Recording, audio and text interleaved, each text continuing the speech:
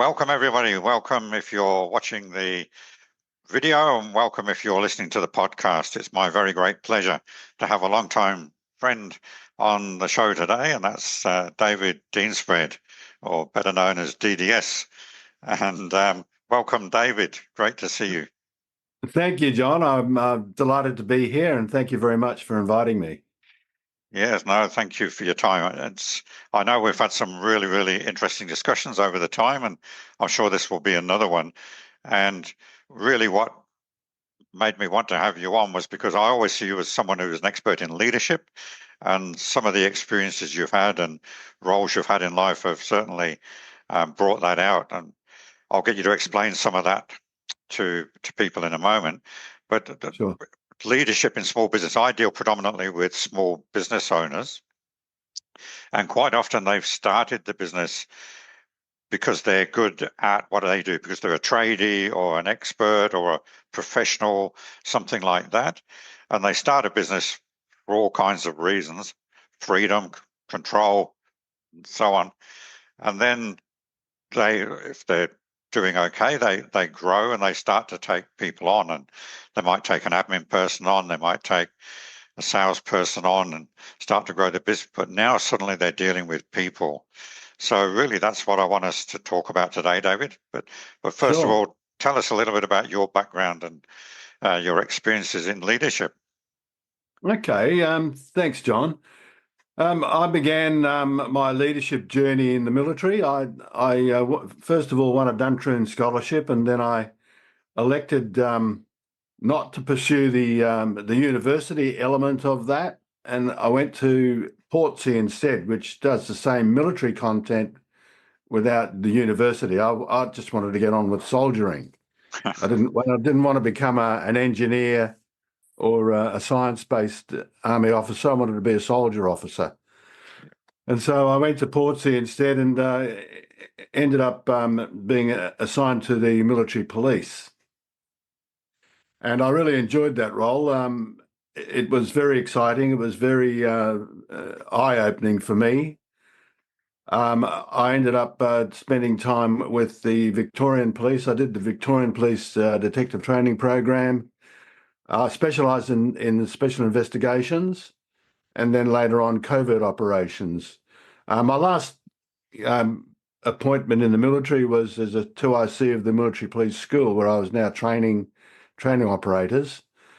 And then I got headhunted into the Federal Narcotics Bureau, and I led first of all, I led an overt team for a very short period of time, and then quickly evolved to my natural skill set of leading covert operators.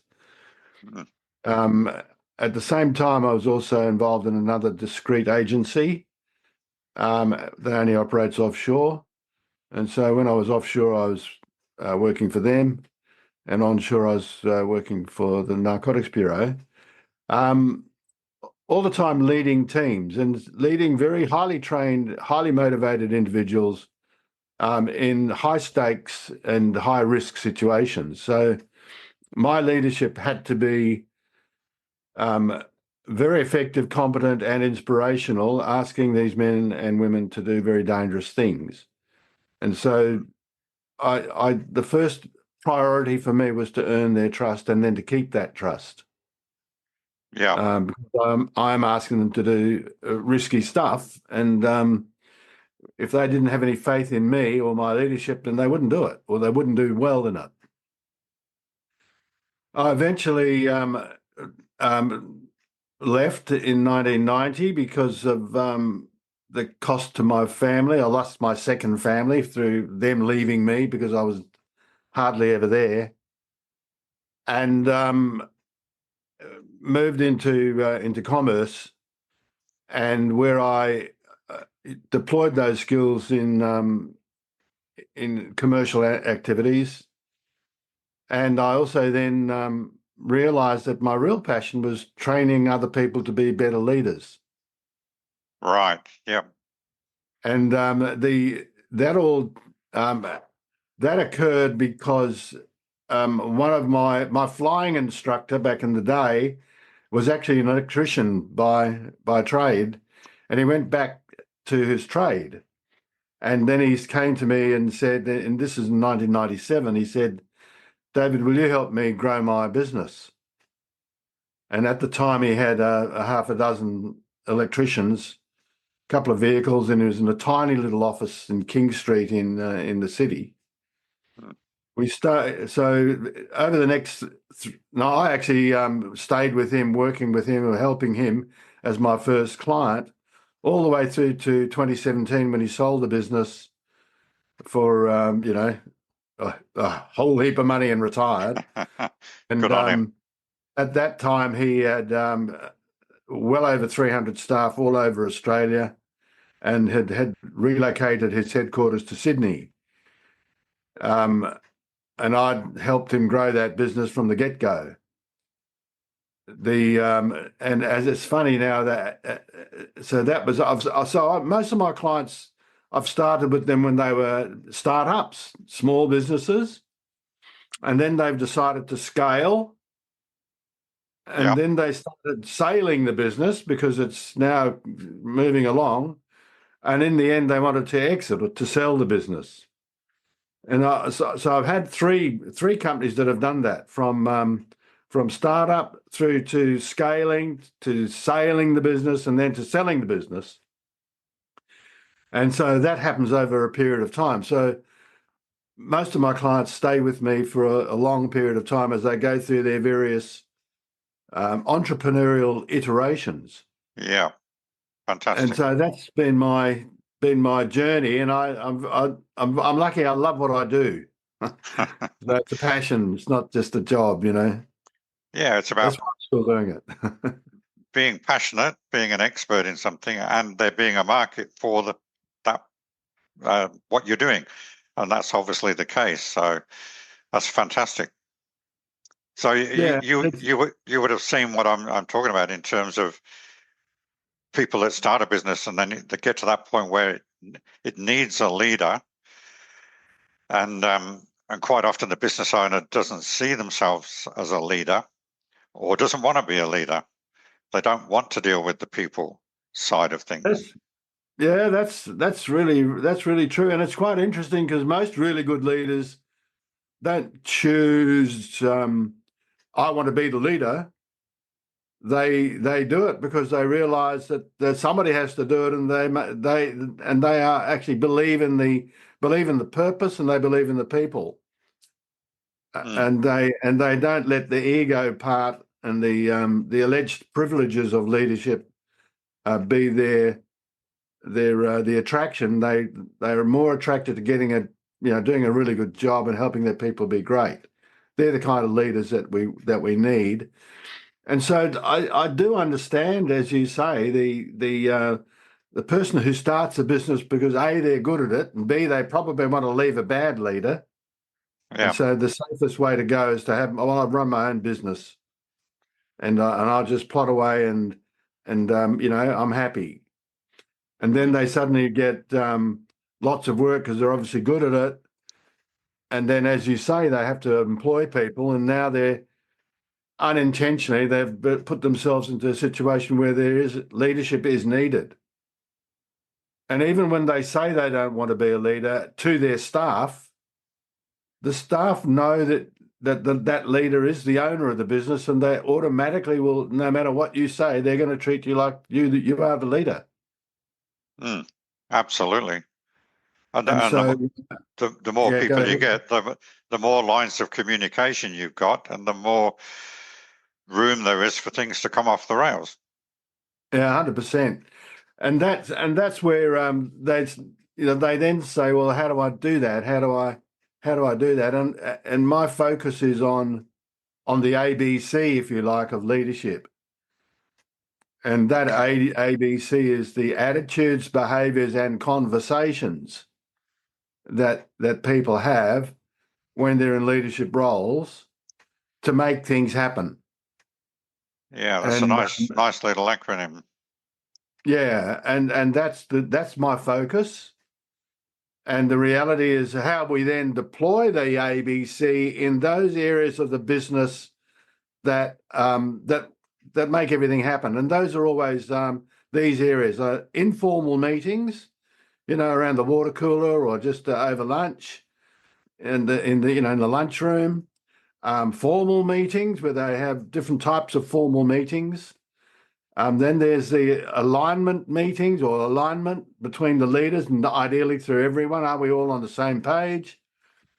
Another area that where this leadership behavior of ABC matters is when they're doing delegation of work.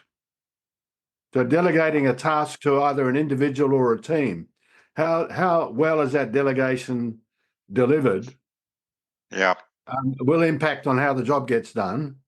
And then there's the final bit where the leader is the coach in the business.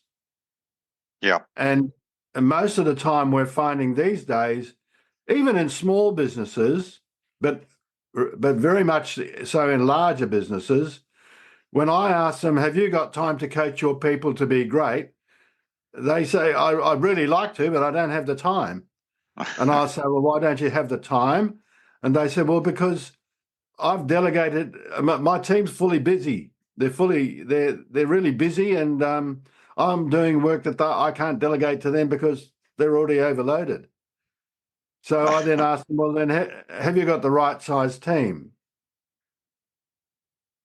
And, if you don't have time to lead, and people do want and need leadership, the right kind of leadership, of course. And if you're not doing that, then you've drunk the Kool-Aid of do more with less. Yeah. And that's unfortunately a cost-cutting mentality that has really taken hold, and too many CFOs or chief financial officers or finance managers, whoever the peak finance person in the business is, they're really interested in cutting costs. But they don't see the difference between a cost and an investment. They don't know the difference. And so they don't realise that the payroll is actually your biggest investment. And True. so they want to cut, they want to cut it. And Jesus, Yeah, I've seen a lot of company demise come about as once the financial people take over control of the business. Because, as you say, they look at cost cutting and savings, and I've seen people get retrenched that were key to the business, but the financial people don't always look at that. It's just a case of reducing the numbers, reducing the overheads. The finance people are using lag indicators, and they're trying to run everything from a spreadsheet. That's just not going to happen. No. Without a disaster taking place. But just getting back to we're talking about leadership, and we've had a discussion before about the confusion that people have or is around between leadership and management. And sometimes people will see themselves as a manager but not a leader. And I want to use that quote from the book by Keith Cunningham. A Road Less Stupid is the book, which I highly recommend for anyone in business. And he talks about drinking the Kool-Aid as well in one of the chapters. But he says, leaders inspire, managers control. And to be successful in business, we need both. And I think a lot of people don't, particularly business owners that have started up and grown their business, don't understand the difference between the need for leadership as well as the need for management. Do you see that as well? Yeah, very much so, mate. I mean, I see a lot of people confusing the two roles, and then a lot of people being really good at one role rather than the other, when they in fact need both. As an individual, they need to deploy both leadership and management within the same role. And it's a matter, and I ask them to think about yourself in this moment. Do you need to be a leader in this moment, or do you need to be a manager? And that's a good. And then act accordingly.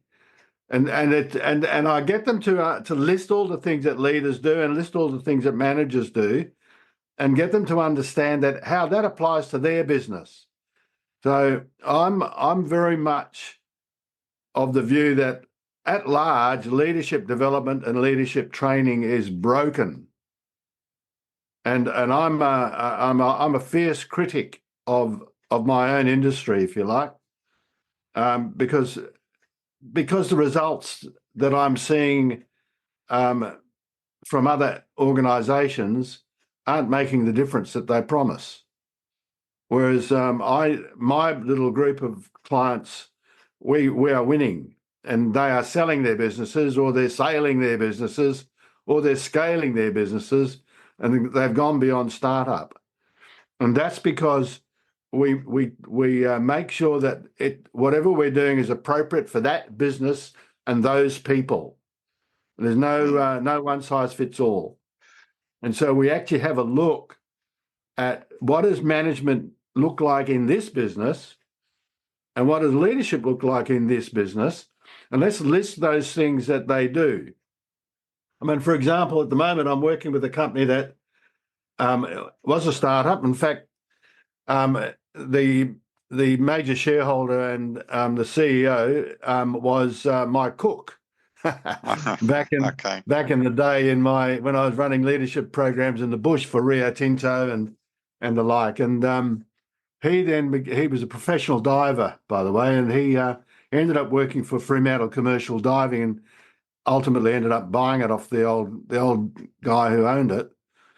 And I ran a leadership program for them back in 2014 because he knew what I did and he wanted all his troops to be trained that way. And during the conversation, we came up with they were most of the divers in that company were cleaning tanks, like mining company tanks and regional tanks, water supply tanks. It was very boring work, and so the turnover of staff was high. Yeah. And in the conversation that we had about it, I said, "Well, why don't we use a giant creep? Why don't we make a giant creepy crawly? Yep. We got them to clean swimming pools. Why don't we create one to clean tanks?" And so they went down that pathway, and they're now called Dredge Robotics, and they are probably the premier business in Southeast Asia doing that. So we've gone from a startup now to a large enterprise, and I've been with them through that journey. And it was only last week I was running a program for them on this very topic of leadership and management, and how is it appropriate for that business, where they've got an R&D section doing robotics improvements, they've got a maintenance section because there's a lot of equipment, there's very much the people side of it because people are making all those things happen, and the people in the supervisors from the front line right through to the CEO, they are all doing both leadership and management. But it's done in a way that is appropriate to that business, which has got a lot of high-tech equipment, a lot of logistics, moving to remote areas. They've got massive amounts of heavy-duty trucks and equipment and control rooms to control the robots above ground whilst the robots are below ground or in the water. So it's a very technically complex business, and the management side is very, very heavy duty because of the safety side of things. Yeah. But there's a corresponding need to be really particular about the leadership, and that has to be, as you say, as Keith Cunningham says, it has to be inspirational. Yeah. It has to be persuasive. It has to be influential. It has to be coaching on the one hand to inspire the best productivity, but at the same time, they've got to be able to deal effectively with unacceptable performance and behaviour without losing trust and respect. And so there's two arms of leadership. One is the inspirational side, and the other side is the correctional side, but done in a way that is actually in its own right inspirational. Wow! And so that's the conversation, behaviour, attitude type of thing, the ABC, and we focus on that. And look, the results that we are getting is massive.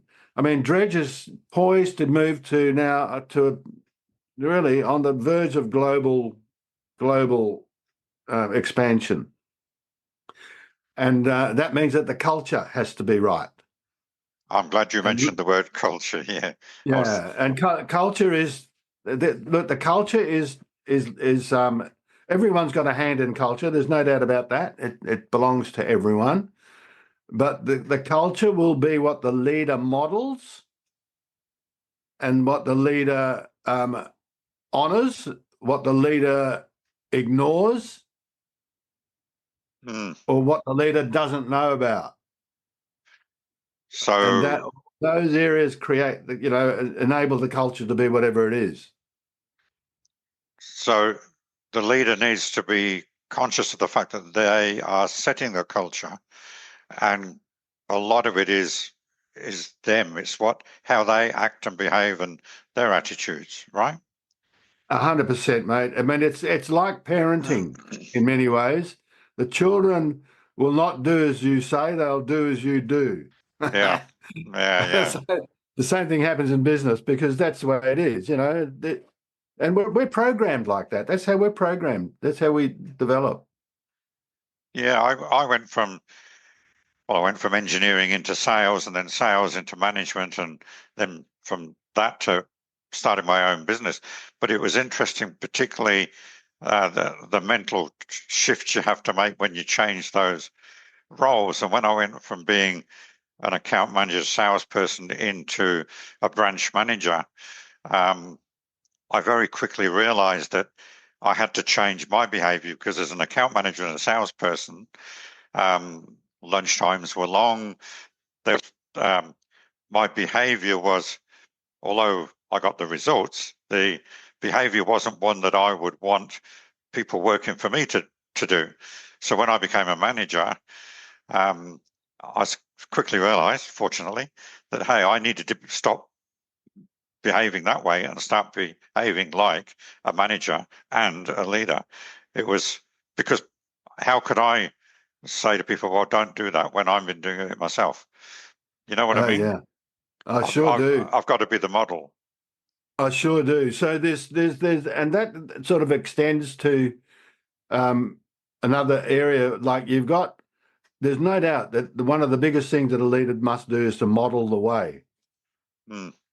But the way in which leaders treat people is another issue that's linked to that. And we've all heard of the golden rule: treat others the way you want to be treated. Yeah. And I think that that's not a bad starting point, but I believe in the platinum rule. And Okay. the platinum rule is to treat others the way they wish to be treated, which is not necessarily the way you want to be treated. And Yeah, so that's a good point. Yeah. a leader must actually learn enough about their people to know that, for instance, there are some people who are introverts and they don't like being praised in front of other people. Yep. Yep. And they prefer to be acknowledged privately. And so we don't want to embarrass people. And so that's how we treat that person. And then there's, I run an exercise which is quite revealing to all the people in the room when they're doing it. And I say, right, when I stuff up, this is how I want to be treated. And I tell them, and I really want it laid on the line, be straightforward with me, tell me what's went wrong, tell me let's make an agreement about the way we should be doing it, and then give me the opportunity to rectify the matter and hold me accountable that I won't let it happen again. I'm happy with that. I mean, it's a learning experience. And then I say, right, that's me. Now I'd like you all now to share with each other how you want to be treated when you stuff up. Okay, I love that. That's good. Now we've got there's two things happen there. First of all, we get to know how people want to be treated. We get to see more about who they are. And there's a sharing that is actually a bonding. And then I say, right, now, given all of those things that you've said, they all sound pretty similar. why don't we make a fresh agreement now and then, stick to it, about how we're going to be treated. These are the consequences of us stuffing up. Yep. Yep. And really the primary consequence really is acknowledgement of having done a good job. That's the primary consequence. But once we've got that point, we're now actually having an adult conversation, free of emotions, where people have actually shared how they want to be treated. Yeah. And now we honour it. Yeah. Yeah. No, I love that. And a mistake that a lot of people make, and I've made them when I went into a management leadership role, was to think that you treat everybody the same, and you don't. And it came home to me when I had a sales guy good sales guy. I hired him twice, and I was trying to motivate him with the financial reward. And after a while he stopped me and he said, "Look, you're assuming I'm motivated by money." And I sort of thought, "Well, you're a salesman, so yes." And he said, "No." He said, and this was in Perth, and he said, "I just want all my competitors to know that I'm on the job, and I want them to fear the fact that I'm on the job. Oh, hell, we're going to have a hard time here because so-and-so's on the job." So it was an ego thing. He wanted to be known in the industry and in the city as being the salesman to fear, you know? Yep. So a That's totally good. That's different good insight, motivation. isn't it? Yeah. Great insight. I gave him the biggest and best account that we wanted to crack and said, "Right, that's now your account. Go and crack that." And off he went, and he did. So Wonderful. yeah, it's making that assumption that everybody's motivated the same, or like you said, want to be treated the same, and it's just not the case. So it brings up the subject, David, of character and personality. Both in the leader, but also in the people that are being led, and how you get that. Are leaders made, or are they developed, or are they born? Is someone born a leader, or do they develop leadership? What's your view on that? I believe that anyone can become a leader if they want to, provided they're willing to go through the personal and professional development that's required. And I think that there's no doubt about it that effective leadership is both a personal development and a professional development journey that will never end. And so, first of all, what's motivating people to pursue leadership? That's a big deal. If they're there for the perks that go with leadership, well, they're the wrong people. If they want to become a leader to help other people to be great and to serve, then that's right. That works. And very quickly we can see the difference between the egotistical show pony who takes the glory of others' hard work and actually steps on people's heads to move ahead, versus the person who's reasonably humble, reasonably vulnerable, and looks after his or her people, and puts them first. I mean, I was trained that way, to be like that as a leader, and put my people first. They eat first, they rest first, they go on leave first. We make sure that they're comfortable first. We look after them, because at the end of the day, if you don't have leadership and followership are two sides of the same coin, and that coin really is the ability to get things done. And a leader without follower is wasted, and followers without leadership, they'll wander. They won't know. They won't necessarily know where to go and what to do, and do it as a team. You know, Yeah, that's not putting them down. That's recognizing that there needs to be someone who's looking ahead, and looking over the horizon, because they're too busy doing stuff. They're in the here and now, doing the project, whatever it is. The leader needs to be saying, okay, what's next, and what is it that we can't yet see? How do I get up there and see over the horizon? yeah. And that's the leadership thing. There's one of the signatures I use on my personal email. I don't know why now I put it on my personal email, and I can't remember sadly where the quote came from, but it was, you know, good leaders keep their eyes on the horizon, but their hands on the tiller.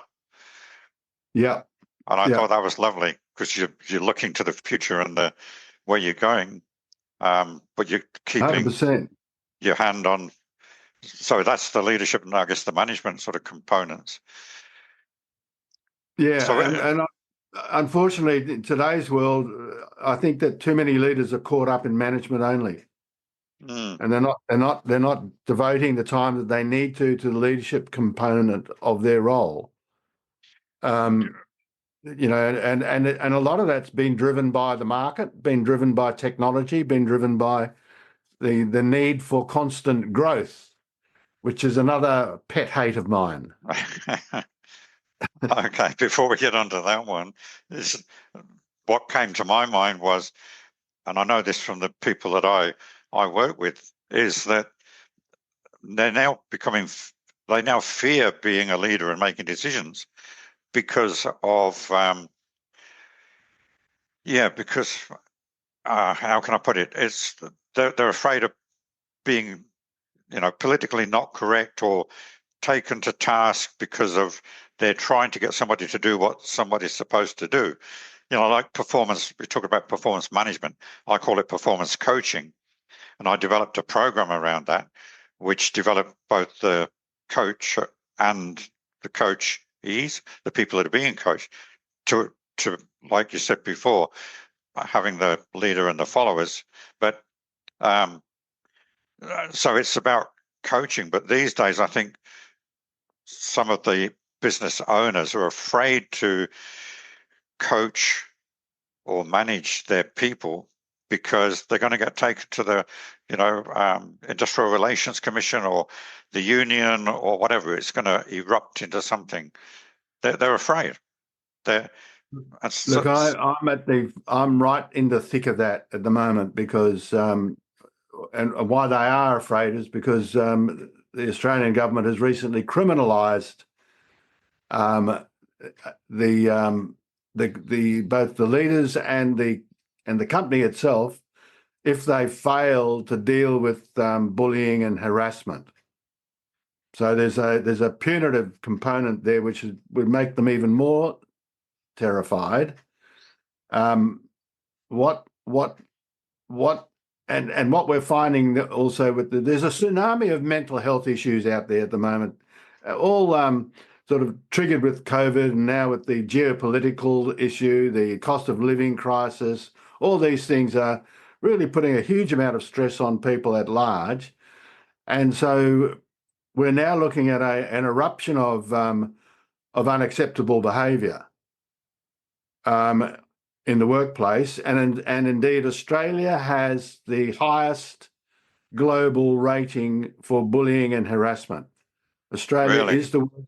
it's the worst country on the planet for bullying and harassment. And is that And because that is actually the case, or it's just that what we define as bullying and harassment is a lot less than it would be in other countries? How do you measure it? Well, it's being measured. Look, there's a company called EEO Specialists. Frank Tenner is the CEO of that company, and they specialize in helping people to come to terms with what's bullying and harassment, what does it look like, how to prevent it, and they always call me in to actually deal with the clear and present behaviour. So I deal with those difficult people. That's my primary thing, because you can't move the culture in the right direction if it's being sabotaged by people, a very small number of people who are behaving badly. Yeah. And so step one, let's clean up the bad behaviour.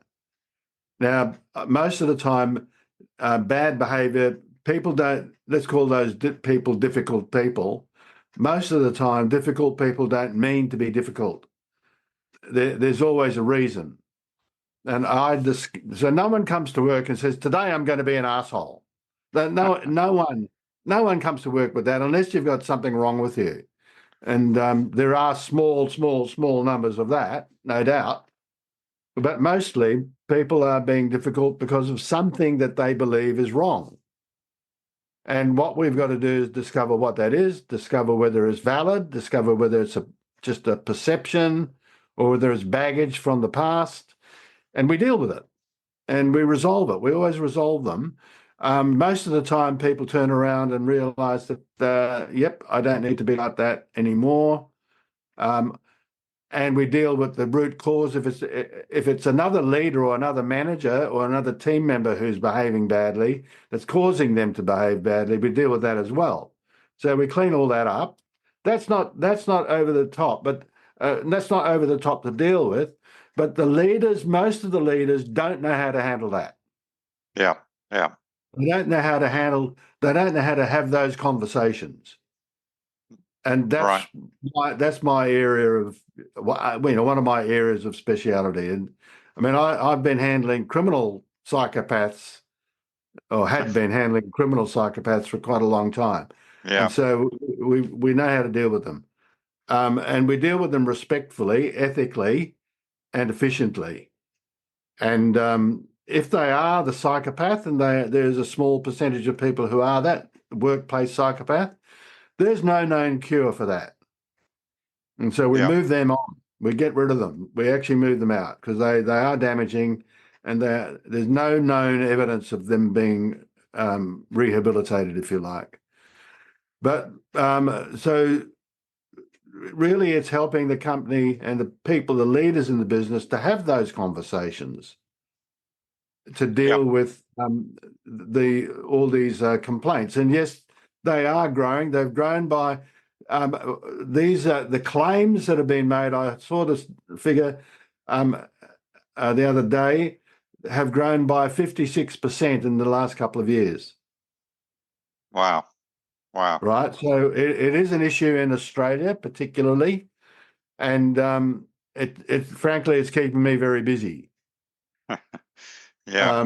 But it is not. I mean, my preference is to help the culture become the culture that it needs to be for that particular business. And the step one is to deal with the unacceptable behaviours and performances.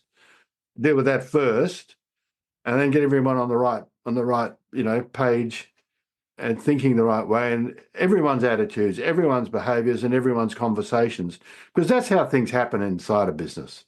Attitudes, behaviours, and conversations. And if we focus on that in the right way for that specific business, then we really get results. We get really good results. I mean, I've even got a client in Sydney who happens to be the son of my very first client. So I've now got intergenerational clients. Fantastic. He runs a company providing electric vehicles to rideshare drivers, the Uber drivers and what have you. And we've been working steadily since COVID to change the culture, improve the culture, and improve the business. And we're going from strength to strength. And last month, they were given an award as being one of the best places to work from an employee perspective. And that is a real benchmark. And that is what I'm encouraging my clients to do, to become the preferred employer in your particular space, Yeah. And then when you've got that, then you can actually all together, the whole business and all the people in it can now work at becoming the best provider or the preferred provider in their space. And that then enhances the value of the business for Yeah. everyone's sake, And I mean, I know you're involved in helping people getting ready to sell their businesses and to exit. Really, if you're the best provider and the best employer, it means you got the talent, you got the right services, you got the right clients. I mean, the value of the business is at its highest. Well, yeah, and it reduces the risk. I mean, the value of a business all comes down to, well, the financial side of it, but also the risk to the business going forward under a new owner. And Yeah. I mean, if that business is an employer of choice, where people want to go and work, Yeah, the that's preferred employer, the employer of choice. Yeah. employer of choice. Yeah, thank you. That's what I was trying to get to. Um, and also with a great bunch of clients that like dealing with it. I did 2 customer surveys for clients, reasonable size Perth businesses, and it was interesting because in both cases, they believed that the reason people dealt with them, their customers like them, was because of their products, because they had particular products, or in one case, they had the Rolls-Royce product in a particular category, and they thought it was all about the product. And I did the survey for them. We composed the questions, but I did the survey by phoning people who had agreed to be phoned to just spend 10 or 15 minutes going through these questions. And the reason I did it in person rather than an email or a form was because when somebody answers a question, I could dig deeper. So if they gave a reason for something, I could say, that's really interesting. Why did you say that? And it was interesting because in the setting this up, I think we said, like, it'll take you 15 minutes. The person asking the questions isn't an employee. They're completely neutral. So be honest with them and blah, blah, blah. And some people said, oh, yeah, well, 15 minutes max. And some of those talked for like 30 or 40 minutes because once I started asking them questions, they just loved talking about it. And my point was that in both those cases, the number one reason that their clients liked working with them was because of their people. They just loved working with the people. The people, treated them well, respectful, got back to them, kept them informed of what was going on. So you just can't overestimate the value of having good people. Oh, there's no doubt about it, mate. And the interesting thing is that your people will treat your customers the way you treat your people. And yeah. So if the leaders not treating their people very well, then their people won't treat the customers very well either. And so that's another thing to bear in mind for them. In both those cases, they had a really great internal culture in both those businesses.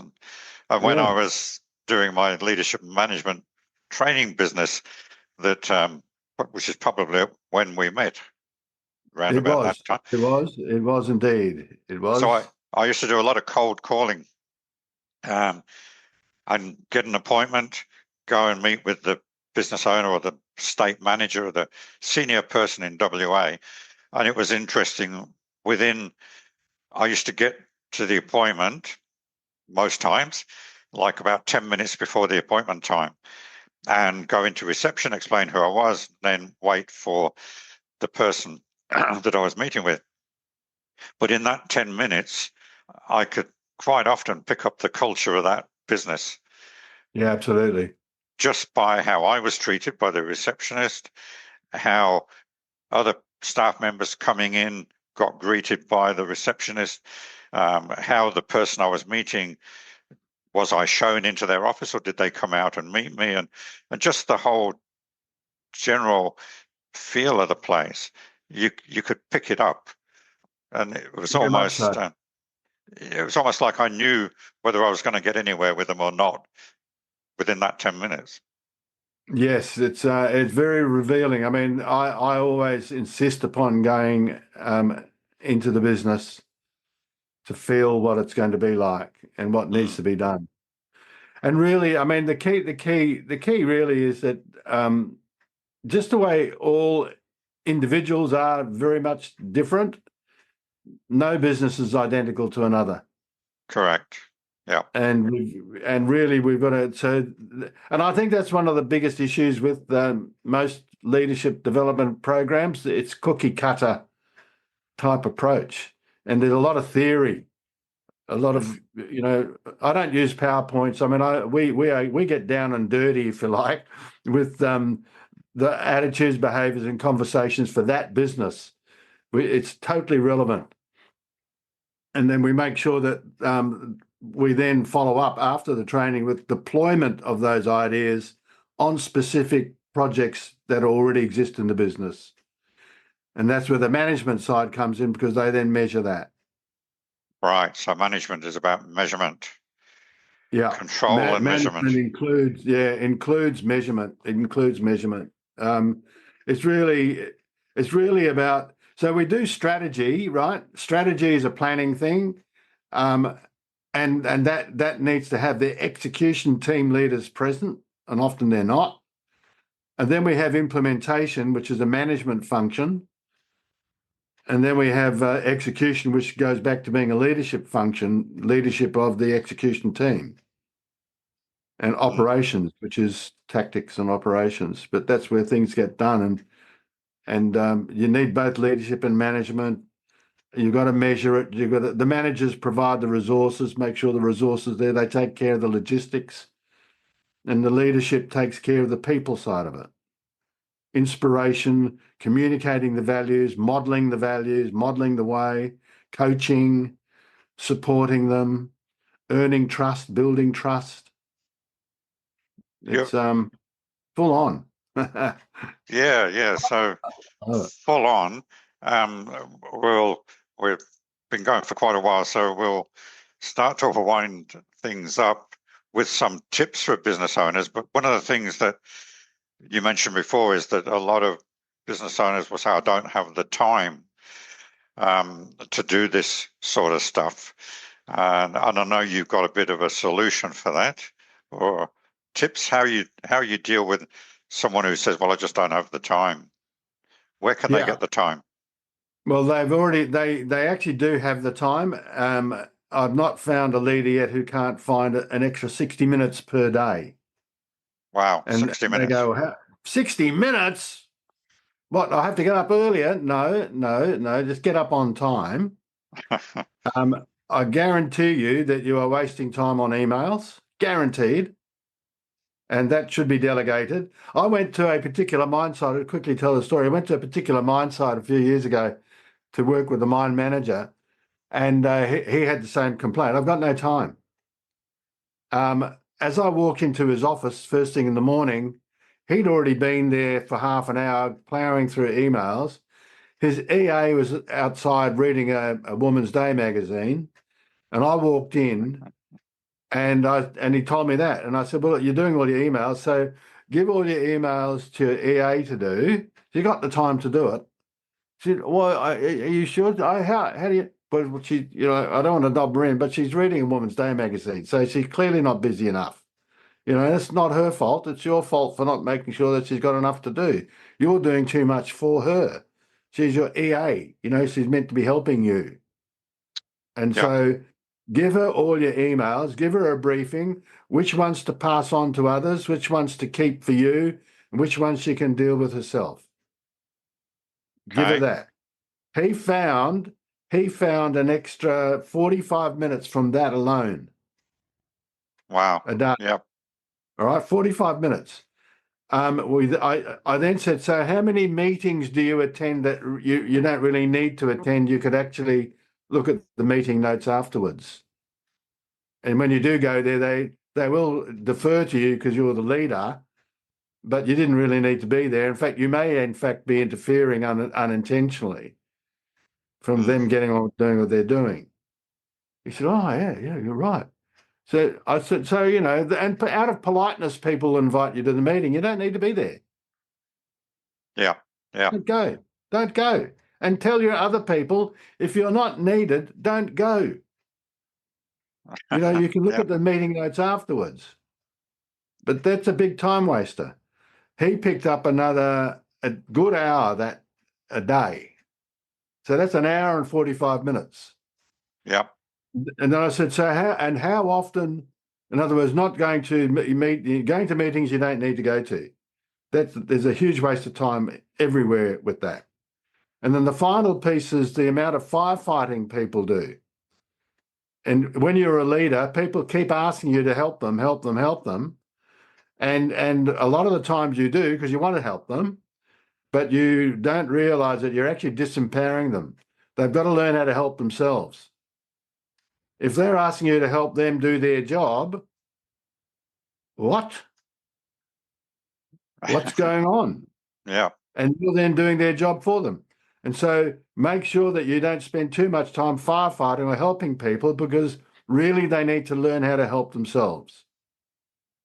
And that particular leader, the mine site manager, he was able to save another half an hour a day easily.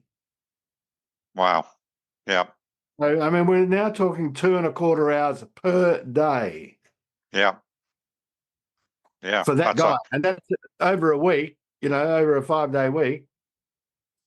That's a whole day. 12.5 hours, Yeah, it's a lot of time. Now you can be the leader you want to be. Or do things that you want to do or need to do and you can't get to it. So, and that also means triaging effectively. So does the business have a triage system, or is everything treated as urgent? Yeah. And that's a time saver. People will put their monkeys on your back if you accept them. Yeah, they'll let if you let them, they'll do it. Yeah. But management of time, and most people don't really look hard in the mirror when they're trying to save time. And a lot of it, people are wasting time on purpose because they're avoiding doing things that have to be done, but they're not comfortable doing them. And that's where it's a big trap, particularly if you're the business owner. No one's going to pull you up. You got to pull yourself up. You got to pull yourself up. I guarantee you, if you're a business owner, you are doing certain things that are time wasting to avoid doing things that are unpleasant or hard or challenging. And I really don't let that, and respectfully and caringly, we help them to get through it. In fact, I last week I was dealing with a difficult conversation exercise for these leaders, and then I got them to reframe the idea of difficult conversations, which most leaders dread. So when you know the process, there are no difficult conversations anymore. There are no difficult conversations. There are conversations that follow a particular pathway, a particular pattern that is very human friendly and takes the heat out of everything. And that's how we used to deal with the criminal psychopath, is to have that long conversation, or with hostage negotiation, take the heat out of it. Yeah. And then we can make an agreement. I was smiling and laughing when you said about doing things that to avoid doing the things that we don't want to do. I laugh because I'm guilty of that. I'll find myself doing things and I'm thinking, well, I'm doing this, but I really should be doing that. But I enjoy doing this more. I'm going to keep doing this.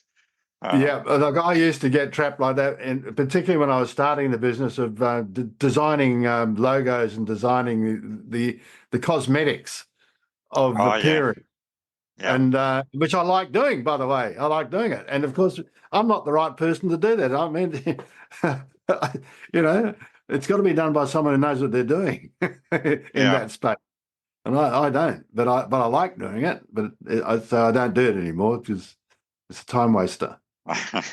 Yeah. So some tips and then some ways that people can contact you if you're prepared to be contacted, or um, anything that you've got that can help people. I mean, I love the ABC thing. You know, we've Yeah, talked about culture, we've talked about leadership and management, and with the difficult people thing and the performance coaching sort of side of things. So try and sum it up for me, David, into a tip, something people can take away and remember. Base it look, around ABC. yeah, look, the attitudes, behaviors, and conversations that go on in the business determine how that business is going. And it is largely determined by whoever is leading the business. Now, if the business owner is not being the leader, someone else is. Oh, yes, absolutely. Someone else is. Now, is that leadership effective for the business's sake or not? And so, and whether, regardless of who the leader is that leadership being effective for the business or not? And it shows up in culture, and it shows up in most of the time people realize that, we could be doing better, but we're not. Why is that? And they ask that question. And that's where I can be of value. If people want to reach out to me, they can. I'm the only, actually, LinkedIn is probably the best way to go. I am the only David Deane-Spread on the planet. I'm not hard to find. The only thing I would ask is that if you do wish me to connect with you, let me know as early as you can, because frankly, since 2002, my business has been largely with repeat business and referrals. So, I am sometimes not available for a couple of months. Yeah. And just to So clarify, Deane-Spread is spelt DEANE hyphen SP for Peter READ. I'm the only guy there. Actually, the other way you can find me is by Googling attitudinal competence, okay. because I'm the global leader in that particular discipline. Do you run any workshops or sessions that people could tune into, or get value from? My website is probably a good starting place, and that's Metatude, METATTUDE.com.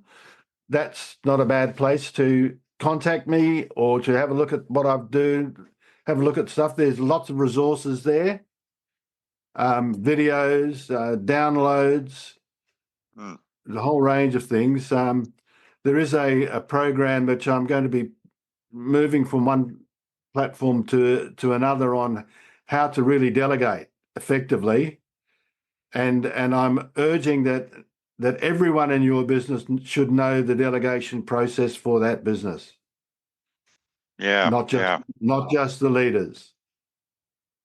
yeah, That way you actually encourage better participation. There's an improvement of productivity by around 20% if everyone follows and knows about the same delegation process. It's a big area of improvement that any business can pick up. yeah, yeah. Fantastic. And I know, myself included, but a lot of business owners are reluctant to delegate for all kinds of reasons, and then others do it, but they do it badly. Um, Yeah, Either way, yeah. So these are things that business owners need to learn at some point, because if they're going to grow and scale their business, well, they're just going to have to develop the skills. It's like you wouldn't go and play football at AFL level if you hadn't developed all the skills prior. Well, I hope you wouldn't. correct.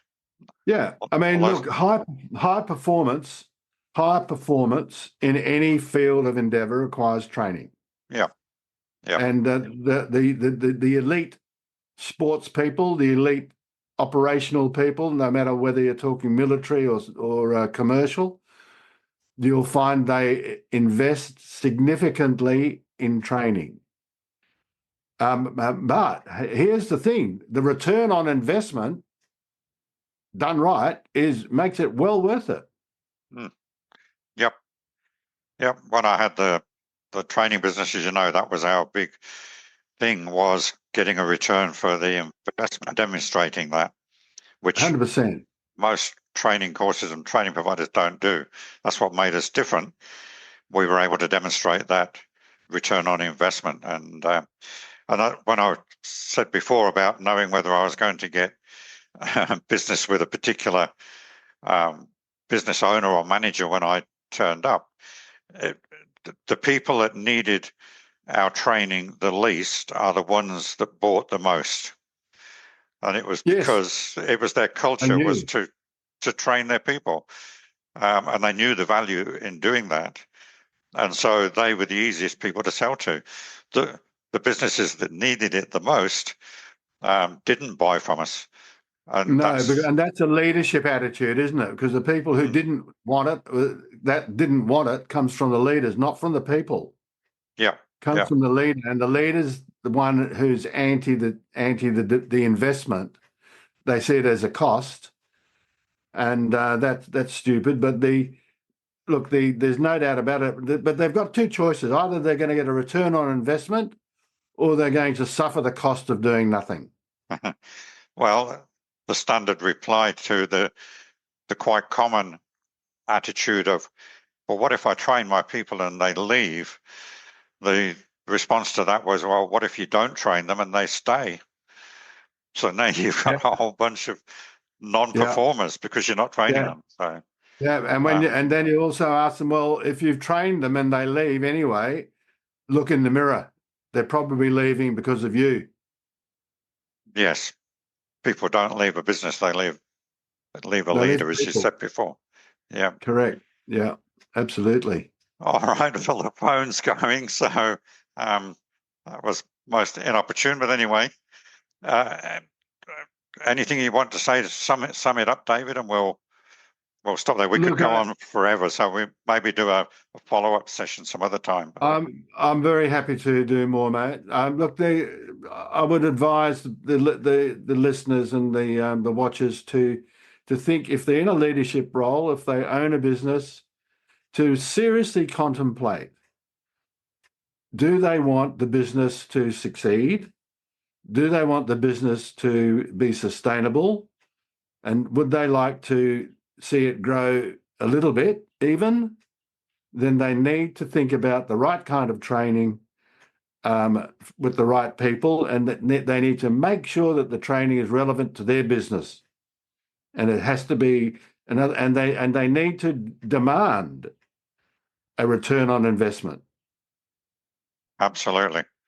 Yep. Well said, David.